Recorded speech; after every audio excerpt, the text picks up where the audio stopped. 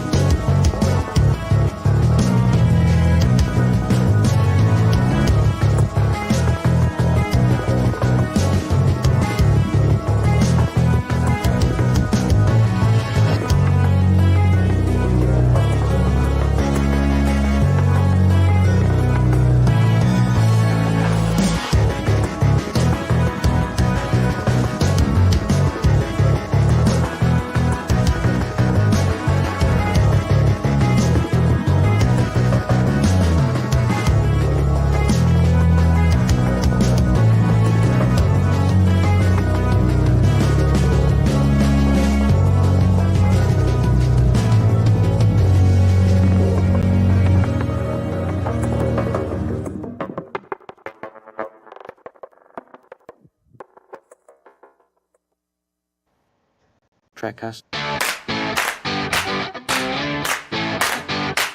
The galaxy's most unpredictable Star Trek podcast.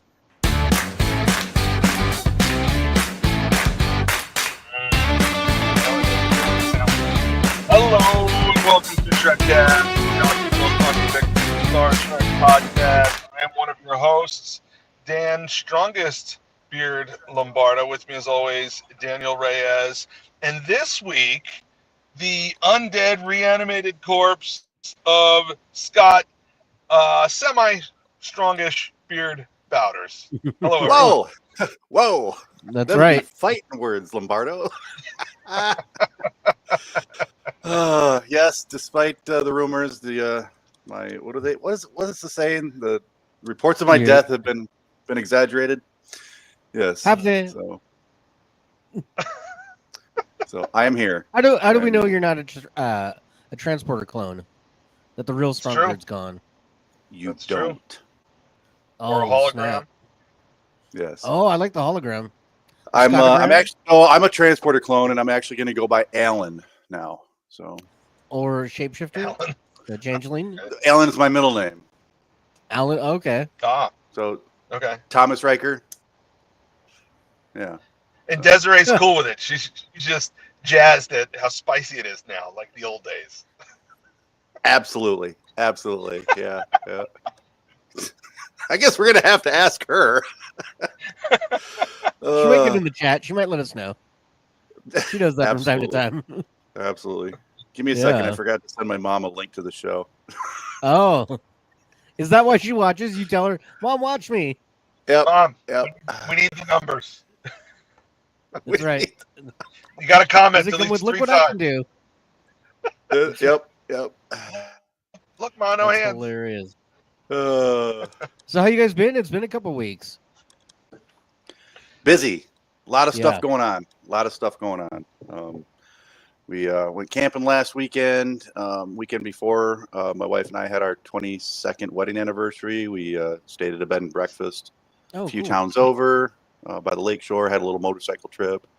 Mm-hmm. Last weekend we went camping for my birthday, and yesterday my buddy Andrew and I hosted a reunion for my Army unit that went overseas. So at a state park. So that was a lot of fun. Got to see a lot of guys I hadn't seen in a while. And, so yeah. Right on. So that's You're really into camping. That's my 3 weeks in a nutshell. Okay. How about you, Dan? How you been?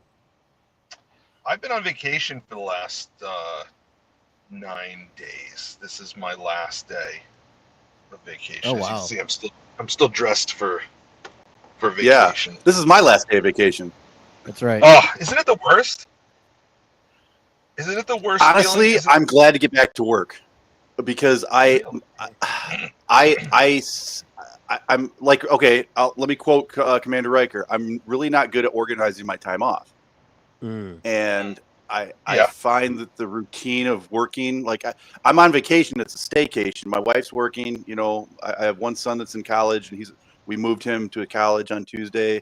And it's so I don't know when to get up. I don't know when to go to bed. I don't know when to eat. I don't know when to work out. I don't know when to do anything.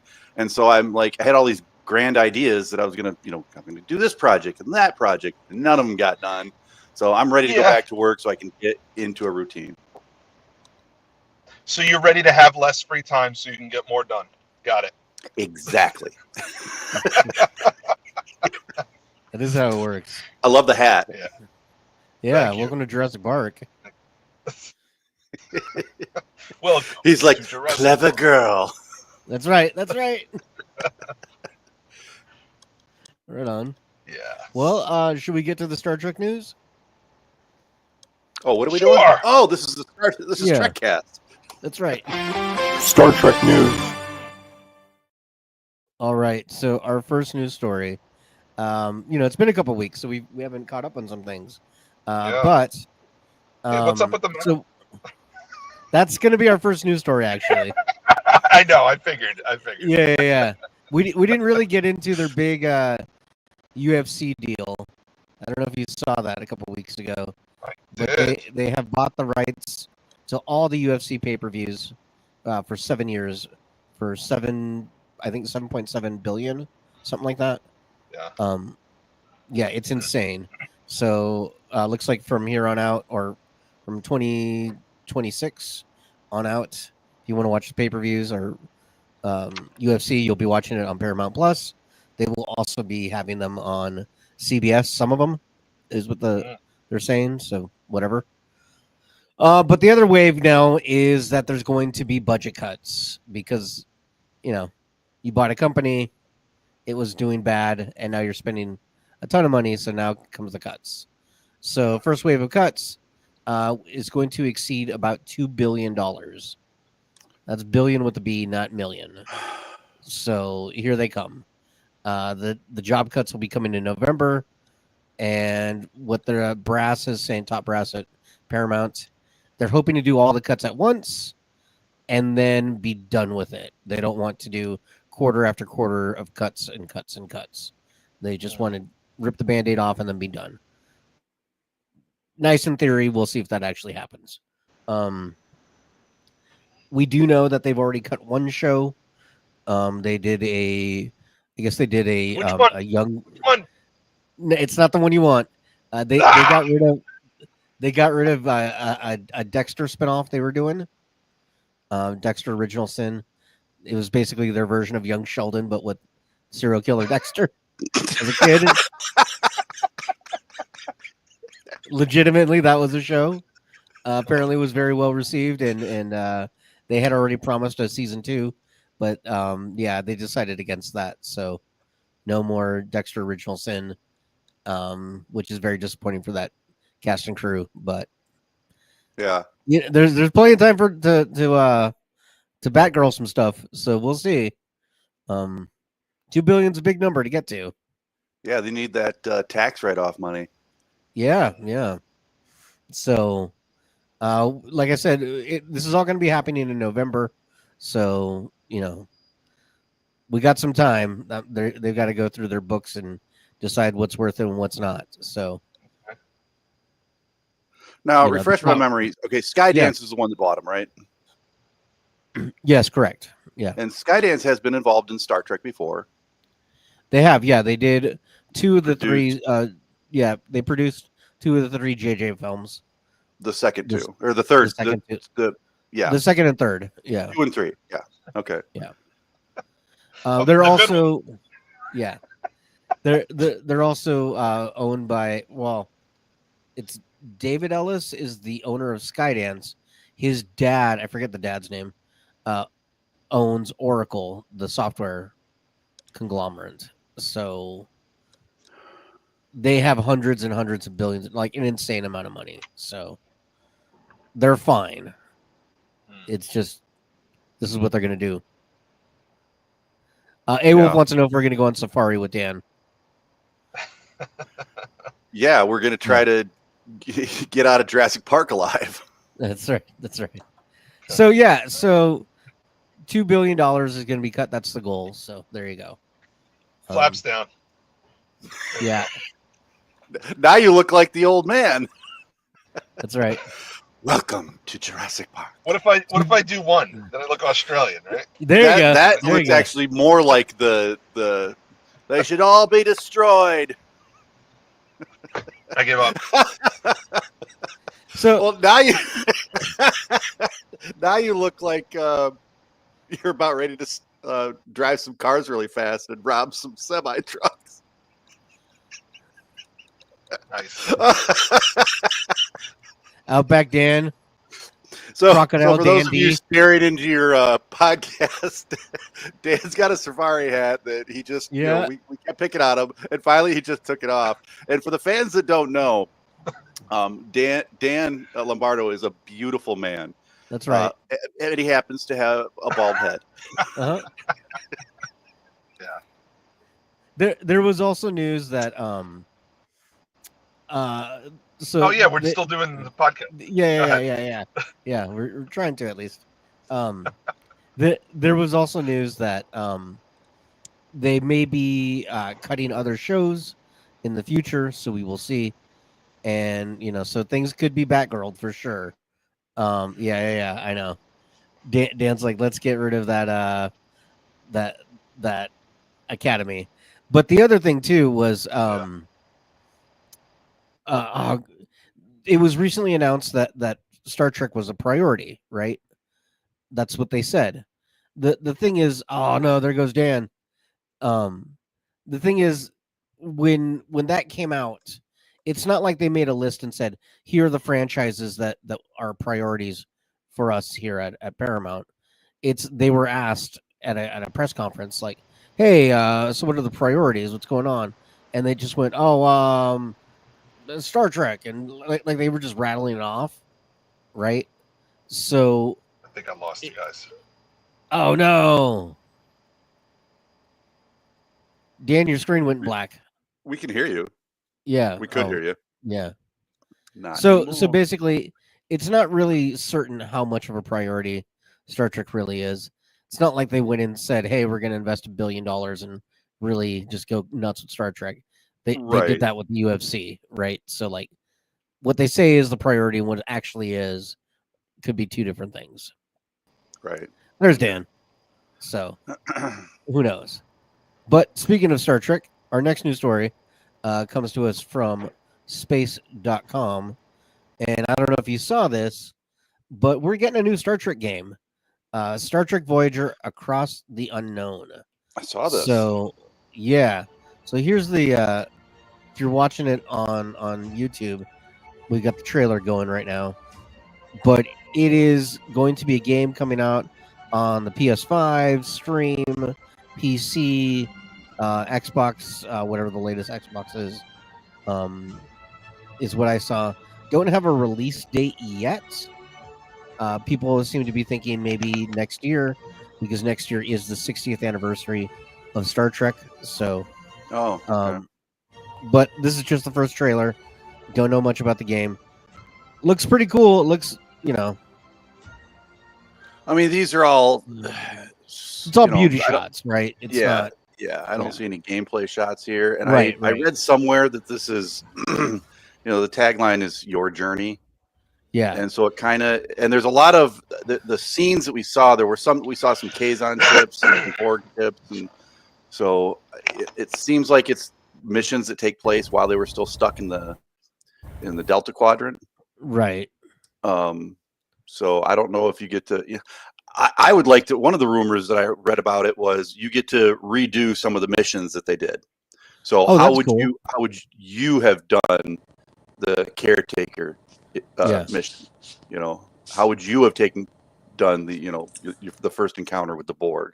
Would you have made a deal with them or not? So is there a level where you have awkward relationship conversations with Neelix and Kes? Well, yeah. And then I think it's like a choose your own adventure. Like you're sitting there and it's like, do you kill Tuvix or do you not kill Tuvix? And you choose one. Not my special boy. He lives. Yeah. Yeah. Yeah. Yeah. Everyone is like, will Tuvix live? Yeah. Yeah.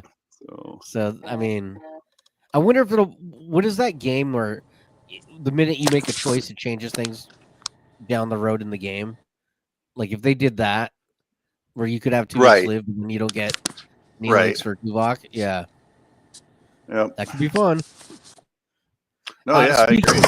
Yeah. Whoa. What was that? Let's wait till he's all settled and then I'll bring him in. Okay. Okay. And then our last news story comes to us from StarTrek.com. Let me bring this up. Since we're talking about the unknown, what could have been, we are getting a little bit more about what could have been Star Trek Legacy. Yeah. So a couple weeks ago at STLV, Star Trek Las Vegas, Terry Matalas was there, which was pretty cool. Dan is not there or not? I don't know. Dan Okay. says I completely lost all audio. I'm going to do a full restart. I don't know what the problem is. All right. I just gave my So okay. So Terry Matalas was at STLV a couple weeks ago, and so he talked a little bit about Star Trek Legacy, and he did still hold out hope that, hey, you never know, maybe someday. But he did tell us a little bit. He did say that they had written the pilot. He was very happy with it. He did say that yes, Shaw would return. He even told us how Shaw would return. Shaw would be the emergency engineering hologram. I like it. Yeah. That they called them behind the scenes. They called it the Shawlogram. Yeah. He did tease that. Well, there is a big overarching story that they have for Legacy. You wouldn't see that entirely laid out in the pilot. It would be slowly revealed over the seasons. With the big story, which is great. That's fine. But he did say that yes, Klingons would be involved. That's not to say that the Klingons would be the big overall story. It's just that they would be a component at some point. Okay. So, okay. Whatever. I just hope. But yeah, God, this sounds incredibly racist, but I hope it's the right Klingons. All right, send your letters to Scott, people. His opinion. Do you know what I mean? I mean that's got some horrible racial parallels, but everybody knows. We're what even I mean pause talking like William Shatner. Horrible racial overtones. Parallels.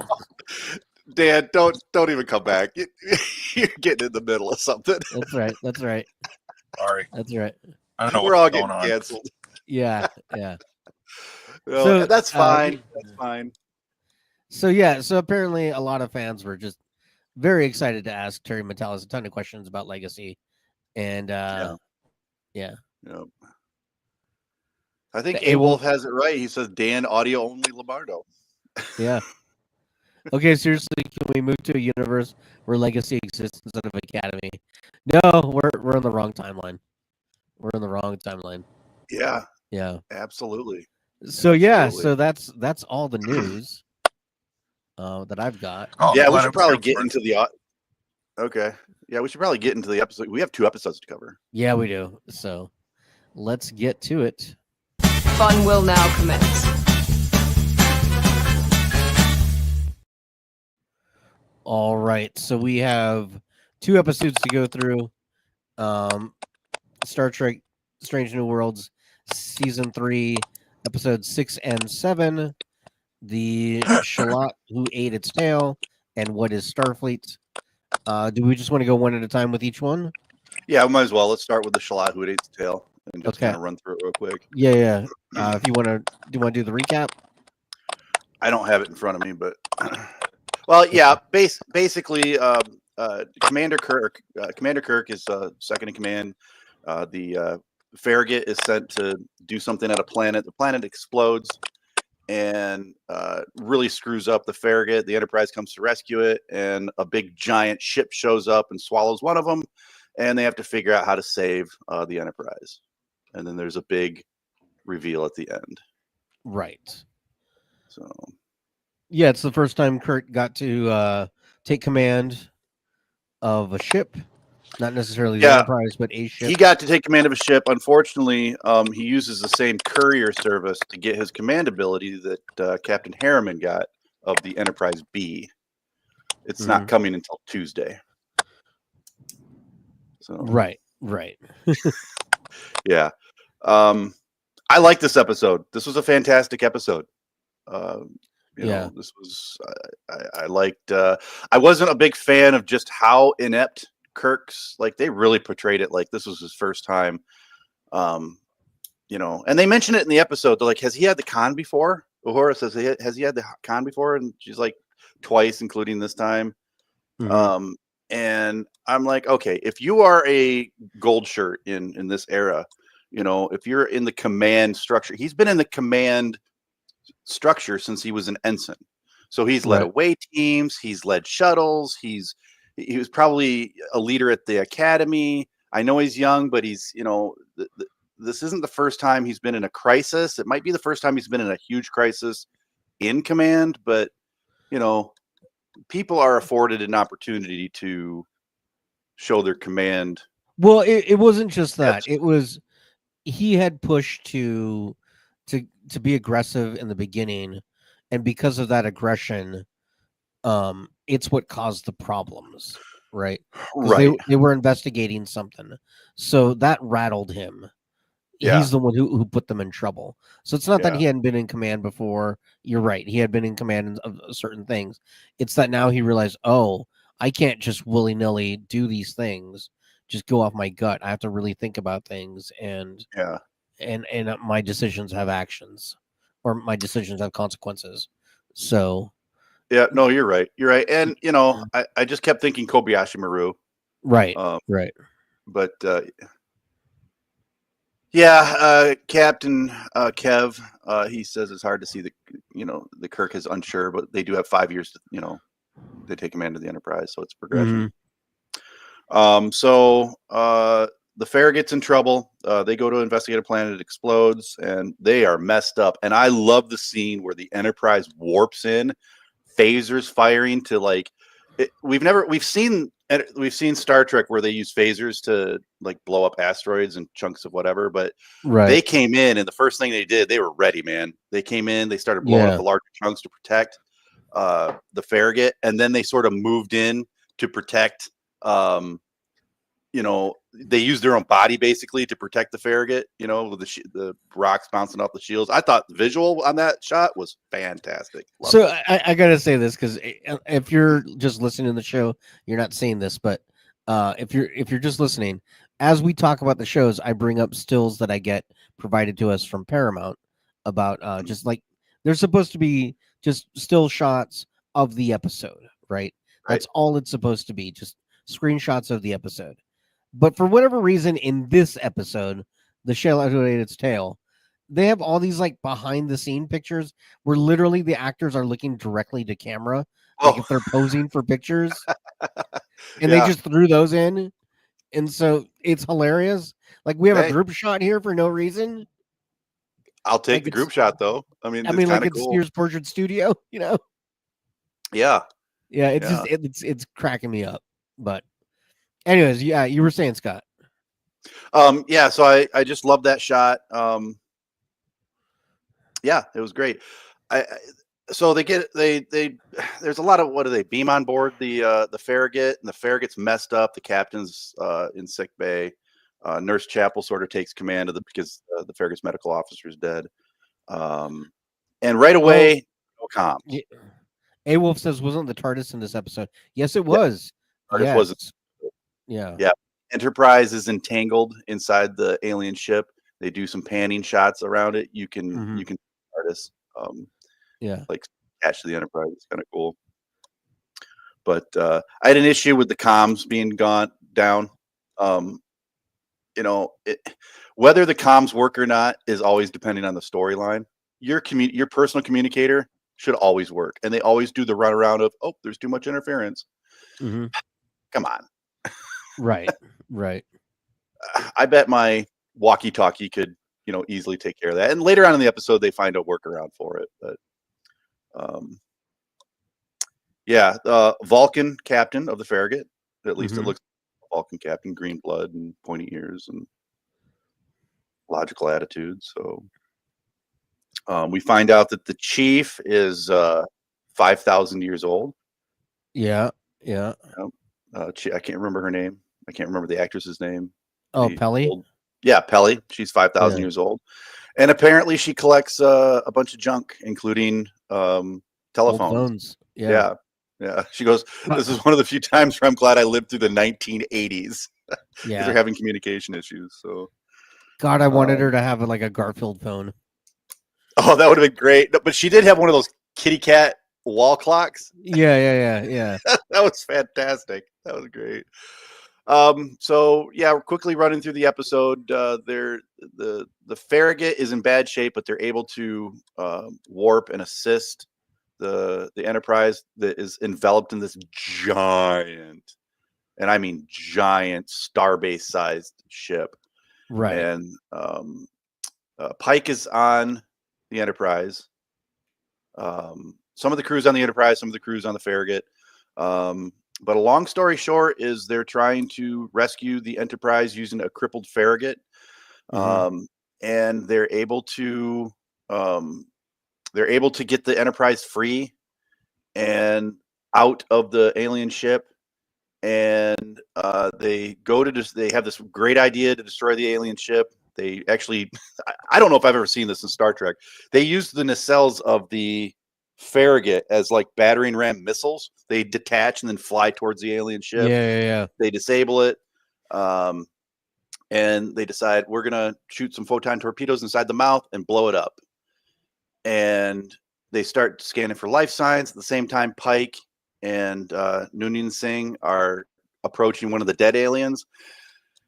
And to no surprise to me, I called this real early on in the episode. Usually I'm pretty, I usually shut my brain off when I watch stuff like this and just enjoy it. I usually can't figure out the surprise reveal until, and I'm usually like, oh, wow, that's really cool. This time, about once a year, I called it. And they take the helmet off of the alien, this grotesque looking helmet, and it's a human. Spoiler alert. That's right. That's right. So there are 7,000 of them floating in space, and there's nothing they can do about it. So that's it. What did you think of the episode? I thought it was all right. It was weird to see Kirk so unsure of himself, so rattled. You know, that took me out of it a little bit. But at the same time, I realized what they were going for, so I was okay with it. Yeah. So yeah, no, I liked it overall.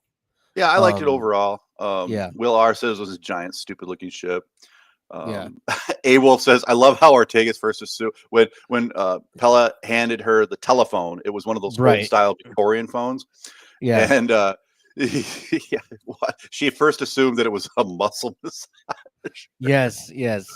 I kind of like this sporty, aggressive turn they're giving towards Ortegas. I like that. Yeah. So do I. Pella is Captain Kev says Pella's a massive hoarder. But should we get to the next episode? Yeah. Overall, I liked this episode, and it was cool. There wasn't any reference. This species wasn't a reference to anything else. This was a standalone. Not that I can remember. Offshoot. Okay. Now they did explain that the human. Before we move on, they did explain that the humans were from a group of astronauts from just after the Third World War. Okay, so Star Trek: First Contact takes place 10 years after the Third World War. This takes place, we're assuming, maybe 2 or 3, 4, 5 years after the Third World War, where the world's nations scraped together what remained of their space program and sent the best of the best out to space to go find another planet, basically. So, and they did make a mention about like those humans were supposed to be the best of us, and now look at what they've become, and that's so sad. Kind of like a Starfleet needs to watch themselves, and that we don't become that either, like a cautionary tale. Right. Yeah. So exactly. Yeah. All right. Oh, Doug Alexander says, in addition to the TARDIS, the writer said he tried to get some of the Jupiter 2 to be inside the big ugly ship when it blew up. That would have been awesome. Oh, yeah. So, Viger? Maybe. No. Oh, I'm sorry. I was reading what Dan says that his phone's overheating. Oh, yeah. He needs some plasma coolant. That's right. You got to reverse the polarity on it. Always. Yes. Careful, that stuff will melt the flesh right off your bones. Yeah. So now we got what is Starfleet. So this episode was a little bit different. It was shot like a documentary. It was supposed to be Beto Ortegas's brother's documentary. Right. Yeah. And a lot of behind the scenes looks, shot completely different than any other episode. It even starts with like a graphic saying that this is a classified video, which that was interesting to me. Why would they classify his documentary? Because he was there to shoot it. I mean, yeah. I mean, it makes sense when you watch what happens. Right. Yeah. I the way it was shot didn't really bug me. Normally with episodes like this, when they shoot it differently, or the crew has to sing all their things or rhyme all their rhymes, it starts to bug me after a while. Right. The style of episode, as long as they don't do it again anytime soon, was fine with me. Most of the episode was shot using either the little flying drone that they have, or using security footage from different places in the ship. The helm security camera, or the observation lounge security camera, that kind of thing. So right. I didn't have a problem with it. I did see that this episode specifically was pretty divisive among Star Trek fans online. Some people loved it, some people hated it. Yeah. It was really down the middle, and for different reasons. But the episode basically is there's a creature that a group of people are going to use that creature as a weapon of war, and Starfleet has ordered the Enterprise to help those people use that creature, and basically the Enterprise does not feel ethically that that's the right thing, but they still have their orders and they need to follow them. And so it's that conflict. Which, I mean, that's you're the military guy, Scott. Like, I imagine you get orders every now and then that you're not exactly the happiest to have. Yeah, and the lower guys, the lower enlisted, you have to follow orders. You have to, because you don't understand what went on in that room full of admirals. You don't, and that's why following orders is so important in a military structure organization like Starfleet. And people might say, well, Starfleet's not military. Yeah, Starfleet is based on the military. They have rank, they have a rank structure, they have a chain of command. And so from that point of view, unless you are given an order that's illegal, you follow that order. Right.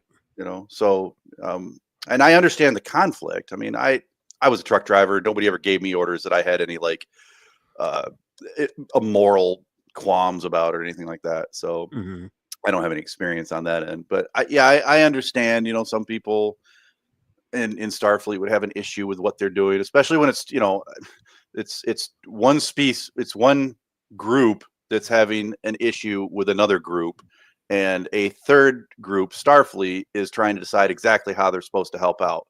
Sound familiar? Right. I mean, we're going through this right now. Yeah. It's something that seems like we're always going through, Right. I mean, I won't mention any names or countries or conflicts, but everybody knows. And so and everybody's got an opinion, and not everybody that has an opinion has all the facts. You got a lot of, I'm sure Starfleet, just like us, has a lot of, people that don't know all the facts, don't know all the information, aren't in the room with all the high ranking officials that are getting all the reports, and still have their own opinions. Right. I mean, there's also the opinion of right and wrong, I think Uhura, even being an ensign, she's like, there's something, this is wrong. So, and that borders on what I was talking about before. If you're given an order that's illegal, and maybe this was an illegal order, you should question it. You should always question it, at least, if it's something morally, foggy. Yeah. But did you like the episode overall? Did you not? What were your thoughts? I thought it was one of the best episodes of the season.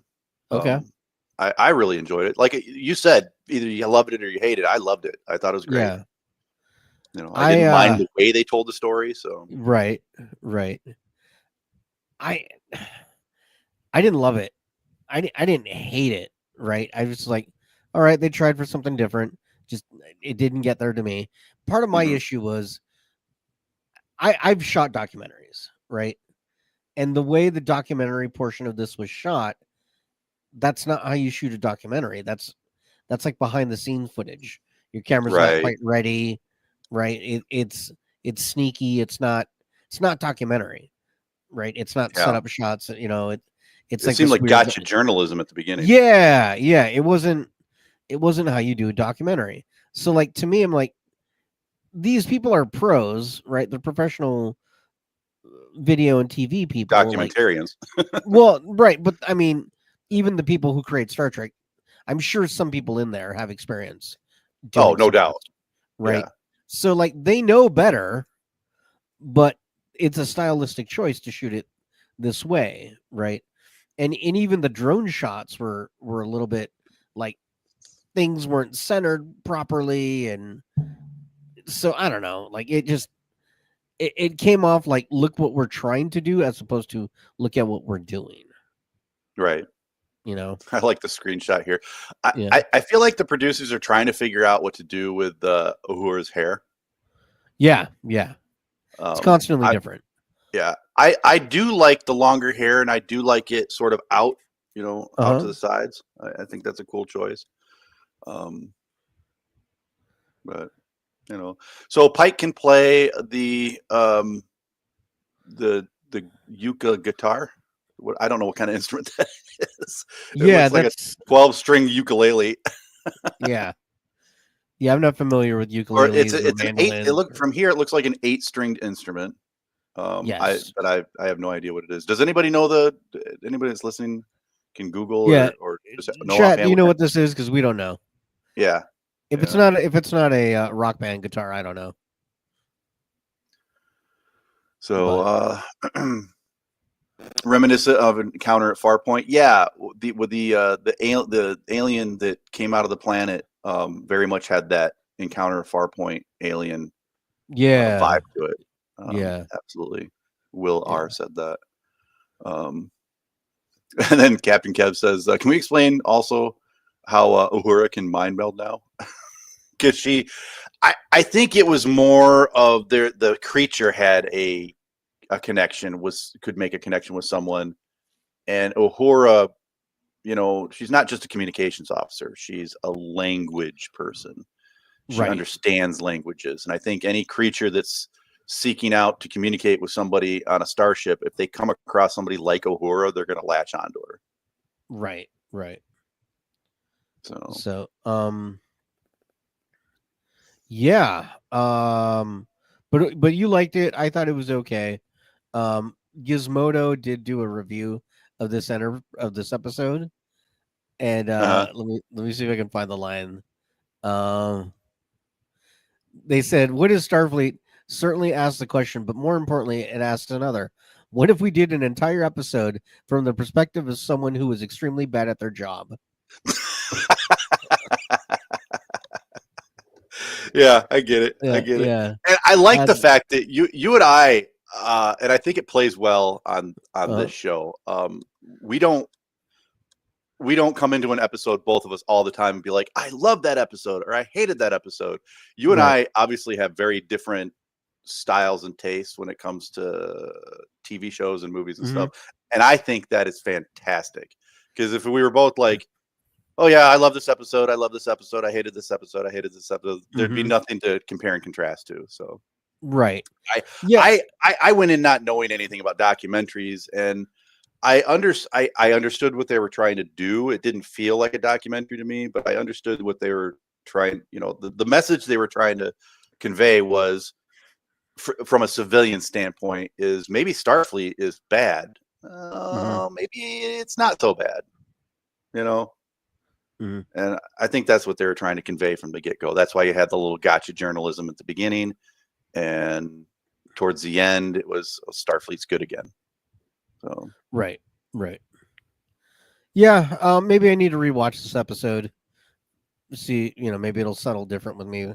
Maybe I just couldn't get over the stylistic choices because that was a that's big all I'm going to hurdle. see, because I only watched this episode once. I saw the tale of Sehlat or whatever. I saw that twice. Yeah. So. Well, I mean, we already know next week is the 4.5 Vulcans, so I'm not looking forward to that one. Yeah, I know. I'm not looking forward to that one. Yeah. The reason I'm not looking forward to that one is because in the trailer, in the preview, they made it sound like it seems like they're going to transform some of the crew into Vulcans, physically into Vulcans. Okay. And when they are physically transited into Vulcans, they start acting like Vulcans, but with their own individual memories. That's, in my mind, that's not the way it works. I hope they explain that away. But if you were transformed into a Vulcan, you wouldn't automatically have discipline over your emotions. Quite the opposite, actually. Right. If you were turned into a Vulcan, you'd probably become violent and horny and just. I'm sorry, what? Yeah, violent and horny. That's what a Vulcan is without. Scott, your mom watches. You sent her the link earlier. She's seen the original series. She knows what Vulcans going through Ponfar is. All right. But that's what Vulcans, they have stronger emotions, like, more violent emotions. Captain Kev is on your side, Scott. Thank you, Captain Kev. I appreciate that. Yeah. So I don't think if you took an injection that turned your DNA Vulcan, it would make you. That is highly illogical, Captain. It wouldn't. That's not the way it works. Oh, you'd become a raw Vulcan. So. Oh yeah, Captain Girlfriend is just walking around. Are we going to know what happened 2 episodes ago? Yeah, apparently we are. Also, she was just walking around in the background. Did she say anything? I don't think she said anything. No, she was just kind of there. She was just kind of there. Like, okay, we've got this mutant human hybrid. Yeah. Gorn thing walking around. Yeah. I like that everyone calls her Captain Girlfriend. Now. Captain Girlfriend. It's great. It's incredibly sexist, but it's everybody knows who you're talking about. Yeah, exactly. I liked in this scene right here. I liked Lon's hair. She's got it down, which doesn't happen very often. Normally, it's in a real tight, security officer braid. But no. Thanks. Thanks. You need to rewatch this episode. I need to rewatch most of the season. I just feel bored by these episodes most of the time. I'm really not looking forward to the next episode. Yeah. I feel the same way. This season, I found myself playing with my phone this season a little bit. Yeah. While watching it, it has been a little bit slower. Mm-hmm. But maybe in a couple years we'll look back at season 3 as it was okay with a few good episodes. I mean, I fell asleep through What Is Starfleet. I had to rewatch it. Yeah. Okay. But I'd come back from work. I was really tired, and I didn't realize how tired I was. So that probably was it. But whatever. Sure. Yeah. I get it. Yeah. So overall, everybody, this has like a 6 point something on IMDb, and I think that's about the right score it should get. I would give this episode an 8-ish. I really liked it. I would give the last episode, the tail who ate my Sehlat tail, whatever. Yeah, I would give that an 8.1. So you like that one better than this one? Slightly. Maybe I don't know. They were both good in my eyes. I like both of them. So 8.1. I felt a lot of people were comparing this episode to an episode of Battlestar Galactica that did it's been so long since I watched Battlestar that I don't remember. I mean, it's kind of shot in that style, but not really. Yeah. And I have no reason to think this, but I got more Data's Day vibes in this. And I think it was because you're looking at day-to-day kind of thing. If you take away the emergency, you're sort of looking at day-to-day stuff. Right. Right. Yeah. I could see that. So all right. But I look at things weird, so yeah, no, I get you. Well, let's get into listener feedback. We actually have a voicemail too, so So let's get to listener feedback. Listener feedback. All right, we got Chazbaz waiting already, so we'll get to him in a minute. First, let's get to our voicemail. This comes to us from across the pond. I will play it. Boys, it's Tim here from sunny Shore and by Sea. It's been ages, so I apologise. And I'm sending this audio before the latest episode of Star Trek Strange New Worlds. I'm recording this not long after watching Time Through a Lens or whatever it's called, and I keep meaning to send you a voicemail, but it's just going to be negative because, my gosh, I am so fed up of this rubbish now. Strange New Worlds, I'm afraid, has really gone downhill. It's committed the worst crime of all, which is boring. It's boring. The dialogue is rubbish. Sometimes the insubordination is being spoken about, and it's nice to see a little bit of rank going on, rather than all talking to each other like mates. But honestly, I don't have much more patience for this rotten show, and like Dan said, I'm only watching it for work, i.e. listening to you guys and following any sort of Star Trek podcast. And also, people say, if you don't like it, why do you watch it? I watch it so I can have an opinion, and that opinion is dull, it's dross, it's just and Starfleet Academy, you just know that's going to be awful, don't you? But thank you for your show, boys. Thank you for doing what you do. I still listen to it, even though I don't always manage to get voicemails in. I'll send a voicemail in for the next time if I can. And love you very much. Take care. Bye. That was fantastic. Who was that? That was Tim. Yeah. Okay. Yeah. That's fantastic. Tim Lamb. I think so. Yeah. Okay. Yeah, I've actually got some feedback too. I've got a couple of right on. emails. One's from Tim Lamb. This is Okay. from August 7th, and I haven't been on the show for a while. So he says, "Hi, Scott, Dan, and Daniel. After last week's Back to the Future reference in the episode where they had to get to 0.88 light speed, and he saw a plethora of 80s and 90s movie nods. And yeah, there were a bunch of movie nods in that one episode about 3 weeks ago. Where they trapping the entity and using the buffer as a containment unit, nod to Ghostbusters, Indiana Jones and the Last Crusade with the leap of faith, where he had That's to right. Yeah. remember he had to walk like the guy in the episode. So he said, that's my comment for the show. He says, I'm British, lived in Australia for 10 years. And then he says, you may have seen me on Facebook as Tim Leotis Lamb in the past, but he doesn't use Facebook much. He's on his Dog Green on YouTube. He says, keep up the good work and don't forget to feed Chad. There you go. Hey, Wolf, so it's Tim from across the pond. Welcome back, buddy. So there you go. People are happy that Tim's back. Yep. I also got an email from Kevin L. He said he has some issues with his YouTube account, so Kevin's Trekkie is now deleted. He's now Captain Kev USS. Okay. And okay. There it is. Yeah. Yep. There you go. Hello. Yeah. He says this season of Strange New World has been much a disappointment. Sadly, we really need some better writing. This would have been a perfect time to get Daniel to pitch the new Skydance and get in while the iron is hot. I agree wholeheartedly. There's perhaps one day of light they might get Archer in on a series. I heard some rumors about that too. Well, they have a pitch for it. That doesn't necessarily mean anything. Is that more? Is that a pitch, or is that just a reporter pitch. asking Scott Bakula if he'd like to go on the show? No. It was at STLV. They mentioned that they have a pitch for an Archer show. People got excited, but that's all it is. It's not. All right. It's not like they're developing it. It's just they have an idea and they'd love to present it. That's all. Okay.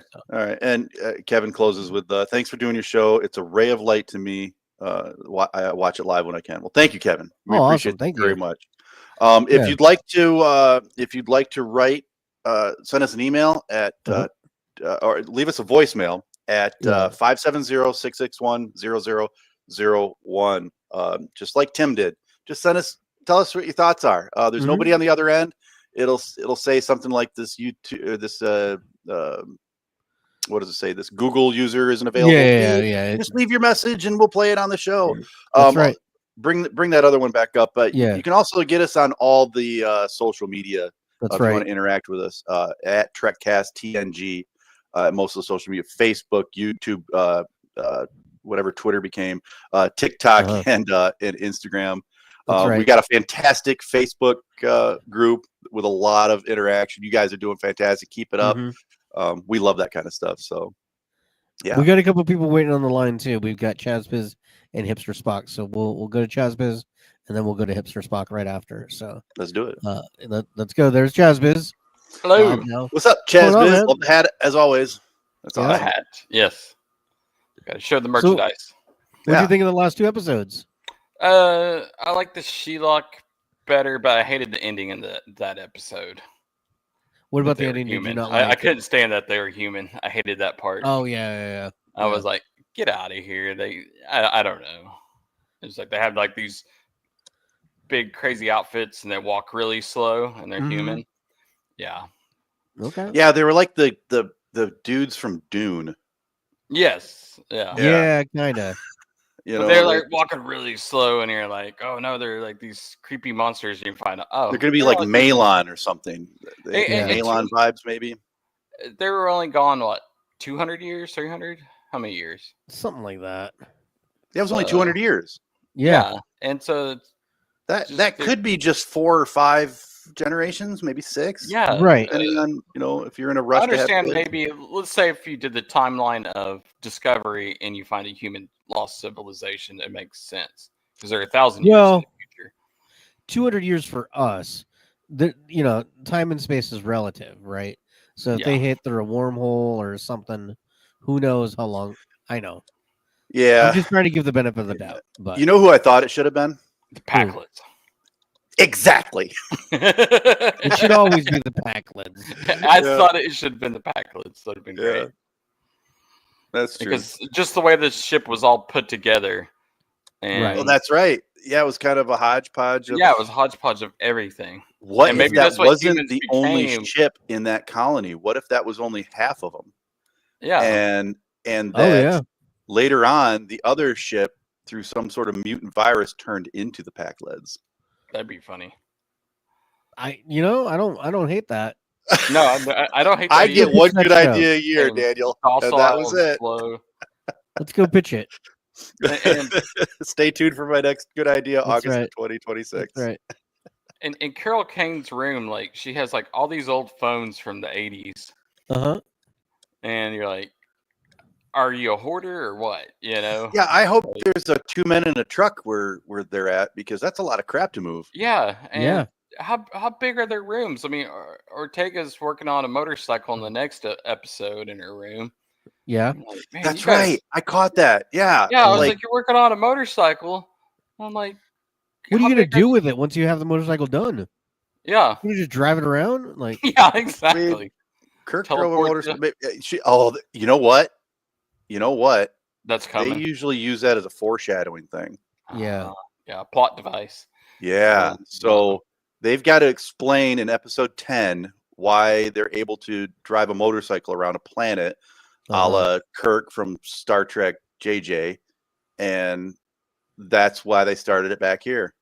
I hope it was like a cafe style racer, wasn't it? Yeah, it was. So I'm okay. I dig it. Yeah. I'm a motorcycle guy.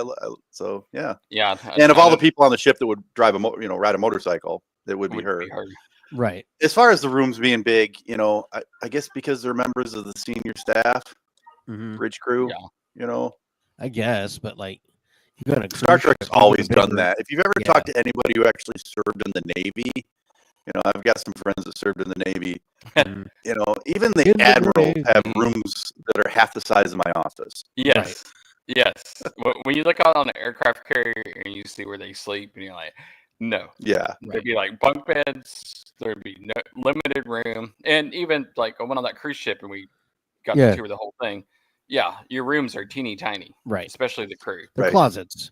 Yep. Yes. They're closets with a shower. Yeah. And you're lucky. Some of them might have a communal shower. Right. So. Yeah. I understand like your high ranking officers having their own room. Yeah. The captain of the USS, Enterprise probably has his own room, but I doubt he's got his own shower. He might have his own bathroom, but I mean, he has like a whole suite with a kitchen and everything. Right. Yeah. And then it's a giant kitchen. It's like a huge kitchen. Yeah. I mean, it looks the whole thing. I was trying to guesstimate this, but the captain's quarters looks like it could be in the neighborhood of like 1,200 feet, 1,200 square feet. Yeah. 12 to 15. It's a condo. Yeah, which is ridiculous. It's like captain's girlfriend's like, tagging along right now. Right. Yeah. She's probably going to be, captain of an old birth class, and she's going to have a little tiny bedroom. So she wants to hang out in this heavy cruiser. That would have been funny to see the Farragut's rooms and see like Kirk's like this teeny tiny closet. I mean, that's one of the things I liked about Lower Decks was the bunk beds. They're like, that's more realistic. Lower Decks was the closest thing to Star Trek that got things right. The modern. The cartoon. And the cartoon was the closest why one to get a lot it of right. people liked Lower Decks. And this other one, it's just kind of Well, they mentioned in Lower Decks, the Next Generation episode, Lower Decks, that ensigns share a room with other ensigns.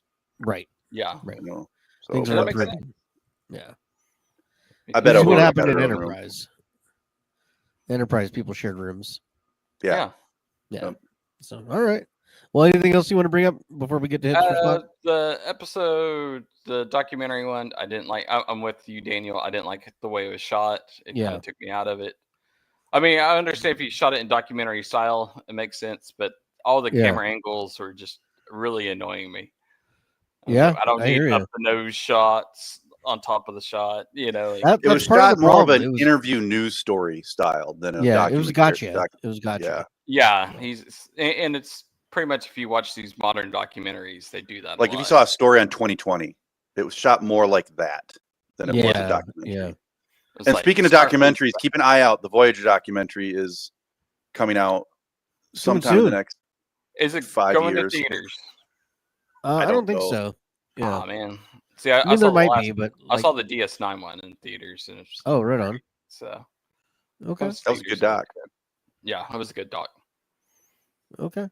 Well, thanks, Chazbiz. Thanks for being on. All right, thank you guys. All right. Yeah, take care. All right, we got Hipster Spock on the line, so let's bring him on. There he is. Hey, Hipster Spock, how you doing? Hipster Spock. Hello. Haven't been on for a long time. Can you? I know. Guys hear me? Yeah, we can hear you. Okay, so with this thing with the scavengers being humans, not really feeling it. I agree with Chazbiz and you guys. That was the wrong way to go. At least make it like a 8472 or something like that, or something more abstract. Yes. You say an 8-person, like a part 8472. Oh, okay. Something like that. Yeah, 8-person is very specific. I agree. I agree, Hipster Spock. Yeah. The species, going with the human. I know they were trying to go with shock value and surprise. And like I said, I'm usually pretty dumb when I watch TV and I can't figure out. My wife is so much better. She can catch things way before I do. But this time I'm like, oh, they're human. I looked at my wife. I'm like, they're human. And when they removed that helmet, I was so excited because I'm hardly ever right about that kind of stuff. I'm like, look, I got it right. There you go. And I'm sure everybody else did. But... Yeah, even if it was like a robot or something, that would be 10 times better. What do you think? I like that idea too. Yeah, robot would be fine. It could have been anything. I mean, the reveal would have had to have been either familiar, it had to have been a Pac-Led or a Malon or something, or something out of this world shocking like a robot. Pac-Led would be like totally on brand. Right. Okay. The thing is, I haven't been watching these episodes. The only way that I'm keeping up with any of this is through you guys. Right. Okay. So I'm watching this season vicariously through Trekcast. So wow. I was very disappointed when there wasn't a recording last week. Oh yeah. Sorry about that. Yeah. That's okay. That's okay. You guys had to do what you need to do. Okay. With the what is Starfleet documentary? It was shot documentary style. Was it like in the style of like Parks and Recs or The Office, or it was like another way? Oh, it wasn't quite like that. It was a lot of like the camera is looking around a corner and people are talking in another room, and so you're kind of like a spy on the wall, like a fly on the wall. Like it wasn't shot exactly like, I know what you mean by Parks and Rec, where they sit them down and like they respond to whatever just happened in the scene. It's not shot like that. Right. And the rest of the footage came from security cameras throughout the ship. Right. Or bad drones. Totally creepy, right? Right. It was. Oh yeah, it definitely had a creep vibe to it. Yeah. Now, wouldn't it be better if they shot it in the style of Parks and Rec? Yeah, but that's more of a documentary. And I think also if it had more of a, I mentioned Data's Day earlier. If that had been shot as a document, as a style, a Parks and Rec style would have been more appropriate for that one, because it was, for most of that episode, it was a more lighthearted. Right. This one, there wasn't a lot of lighthearted. There was a couple lighthearted moments, but this one was more serious. So I think if they were going to choose, I don't know, would I choose a bad style versus an inappropriate style? The style they chose versus Parks and Rec for this episode, Daniel? I would have gone Parks and Rec. Really? Yeah. So you hated that style that much? Yeah. Yeah. It was off-putting. I mean, they did a whole musical episode, right? So, so why not a Parks and Rec type of episode? Hey, we're gonna do a Vulcan episode next week, so be ready for that. And a Muppet episode next year. So that's right. I mean, just sit down, buckle in, and enjoy the ride, folks. Yeah. Little comment on this Pike's room thing. It looks massive when you compare it to like Picard's room in the D. Or Cisco's. I was thinking the same thing, yeah. And Cisco cooked. Yeah. And, the Enterprise is a lot smaller than the D. That's very much, yeah. But it's not the matter. It's not the size that matters. You're right. Yep. Picard did have the big D. That's right. One last thing. I just saw the trailer to Academy. I'm late to the party, I know, but oh my God, I hope it gets canceled before. I hope it gets the Batgirl treatment. Really. Yeah. Because it was like, I mean, it made the. Have you been hanging out with Dan? I mean, it made Disco look coherent. Oh wow! Yeah, yeah. Oh, there's a lot of people who want that, but we'll see what happens. I mean, Skydance has got $2 billion to get rid of, so there's got to be a reason why they're not listening to everybody and making Legacy. There must be a hiccup. There must be. Oh my God, Legacy all the way! I'm all in on that. Same. Have you met a Star Trek fan? Heard of a Star Trek fan on any chat, forum, social media, whatever? At Comic-Con, I was just at a Comic-Con last month. That was the chatter that hasn't said I'd rather have Legacy than Academy. Oh, if you look at the official Star Trek YouTube where they have the Academy trailer, look at the comments. Like 80%, 90% of the comments are, we would rather have Legacy, please. Well, yeah. I mean, this is like Cracker Barrel. Yeah.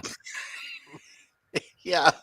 What's even funny about the YouTube comments on that trailer is people say in the comments, yeah, they're deleting my comments. I wanted Legacy. And even that curated is like way more people want Legacy. So, yeah. So what? There's got to be a reason. Because you know what? This is the whole. They're operating the way that that Cracker Barrel is operating. Mm-hmm. You know, A Wolf Legacy movie in the works, perhaps. I doubt it. I doubt it. Legacy movie would be at least something. It would be something, but I don't think it's that. Like the only thing I can think of, one, it's like an ego thing where it wasn't Kurtzman's like idea for Legacy. So, but even that, like, that doesn't resonate with me because like he's like the top end producer, right? Really, all he cares about is give me good ideas so I can get it to the audience, right? That's all that should matter at that level. It's not like that it has to be my idea. But who knows? We don't know. Like, maybe they don't like Terry Matalas behind the scenes, they themselves, and so that they all don't the fans work do, with, though. right? But they don't want to work with him. Maybe, I don't know. You know, I'm I mean, just a lot of guessing people here. have, and it's not just me saying this, but a lot of people have said just give the reins over to Terry Matalas, Jonathan Frakes. Right. You know, there's been some good producers, writers. You know, some of these. Look at some of the episodes that did really well. I don't know how Hollywood works. Look at some of these episodes that did really, really well. Look at who the writers are and the producers and the directors, and you know, pick and choose from them. I mean, I know that a direct, you know, Jonathan Frakes is not the messiah of Star Trek. I get that. There's a couple of episodes this season that were bad that he directed, but you know, overall, most people are happy with his work, Terry Matalas's work. Yeah. What am I missing here? Where they keep? Is it an ego thing? Is it? I don't know. But they need to get rid of Kurtzman, and I don't understand why they haven't yet, because he's producing crap that Star Trek fans don't want. Right. I mean, if you look at the actors that they hired for that show, why do they always look that way? You know, like what way? I'm not sure what you mean by that. It's like kids who got participation trophies. Okay, yeah. What do you think about the female Jem'Hadar for Star Trek Academy? I just posted that on the Facebook group, and I mean, I wasn't feeling it because it doesn't make sense, right? After the Dominion War, the founders lost, and they were breeding Jem'Hadars to be like their warrior class and stuff, and I'm just thinking, okay, if after they lost, I'm sure there's a line on the treaty or something saying that you will no longer be breeding Jem'Hadars because you know they're a nuisance to the galaxy and whatnot, right? Mm-hmm. And well, the Dominion put in basically a lysine contingency like Jurassic Park did with the Jem'Hadar, and that's the Ketracel White. You know, if the Dominion is no longer producing Ketracel White, you think the logical conclusion would be the Jem'Hadar would simply just become extinct. Well, I did have that theory. Remember, the theory that I gave was that female Jem'Hadar did exist even back then. It's that because they were in war, they would destroy the embryos because they just wanted male soldiers. And if Jem'Hadar could reproduce outside of the biological like facilities that they had, then that's less control that the founders would have over them. So maybe those delta quadrants or those gamma quadrant species just reverted back to what they were before. Yeah. You're saying the Jem'Hadar weren't created in a lab; they were modified in a lab, right? Just like life finds a way. Right. So the Vorta became little ape-like creatures that swung from trees in the forest. That's right. And then to have a Klingon like mate with that thing, I don't think that's going to happen anytime soon. I wouldn't want to be in that room. It's 900 years in the future, right, from when we last saw them. So still, you know, like and the whole thing with the EMH, I have a issue with the EMH because I mean, you know, are you guys still playing with the Blackberries? Yeah. Right? You know? Yeah, I get it. Yeah, it's really, really old technology, and maybe they, you know, I don't know. Sure, I want to see what they're going to do and how they're going to age Picardo. Sure, you like driving around the Mustang, but still, I mean, it's just a hobby. It's not something that you're going to use like on a day-to-day basis. Right. It's like using a Teddy Ruxpin. I mean, right. So here's the counter, though. we still use sailboats, and sailboats are like 1,000 years old. Yeah, and maybe it's more about the personality. I mean, Right. you know, I would have a conversation with, you know, I don't know, Jesus or King Tut, or, you know, just because Yeah. they're old or lived, you know, thousands of years ago wouldn't Yeah. make them any less relevant. Hey man, I would turn on the JLH. Yeah, Right. Right. Yeah. Well, his bedside manner must have improved dramatically in the 800 years that since Voyager. Yeah, it must have. It must have. to, So to have them keep him around. and then one of the other characters, one of the new characters, is also a hologram of some sort. So I didn't hear we'll see. about that one. Well, I hope they've got over snap. Tim just joined the chat. What's up, Tim? Nice. We're getting international. All right. All right, cool. Keep up the good work, and I'm like I said, you guys are the only one that's keeping me connected to season 3. So nice. I'm counting on you guys. Oh, I'm sorry. Well, hey, it's why we're here, trying to keep everybody connected, and we're glad you listen for that reason. So yeah. All right. Well, thanks, Tim for Spock. We appreciate it. Take care. Thanks. Yeah. Later. Hey, Tim, what time is it over there on the other side of the planet? I think he said he's from England, but he has lived in Australia for the last 10 years. Oh yeah, the show's really not improving, is it? No, I mean, I thought these last 2 episodes were great. I really liked them. I give them both 8. I like the Sehlat better, but you know. Okay. I think.